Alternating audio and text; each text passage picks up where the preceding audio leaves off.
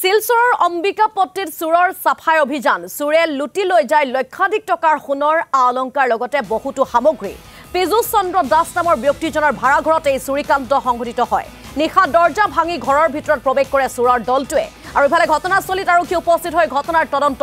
আৰম্ভ কৰিছে আমি জনাব বিচাৰিছো ৰাজ্যৰ বিভিন্ন প্ৰান্তত এতিয়া এটাৰ পাছত আন এটাকৈ চুৰিকাণ্ডৰ ঘটনা এবাৰৰ স্থান হৈছে শিলচৰৰ অম্বিকাপট্টিত চোৰে চলালে সাফাই অভিযান চোৰে লুটি লৈ যায় লক্ষাধিক টকাৰ সোণৰ অলংকাৰ লগতে বহুতো সামগ্ৰী আৰু ইতিমধ্যে উল্লেখ কৰিছো পীযুষ চন্দ্ৰ দাস নামৰ ব্যক্তিজনৰ ভাড়াঘৰত এই চুৰিকাণ্ড সংঘটিত কৰে নিশা দৰ্জা ভাঙি ঘৰৰ ভিতৰত প্ৰৱেশ কৰে চোৰৰ দলটোৱে আৰু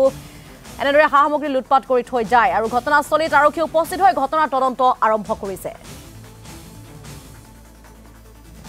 রাত্রে আমি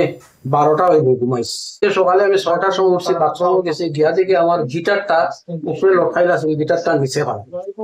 নিচে ফেলা এখানে এলে গিটারটা ভাঙি লিছে তেমনি মনে হয় মাইয়ায় পড়তে সময় গেছি গিয়া দেখি সব চিত্রায় মাইয়ারে দৌড়িয়ে আইছি টাংটা খুলছি খুলিয়া দেখি কিচ্ছু নাই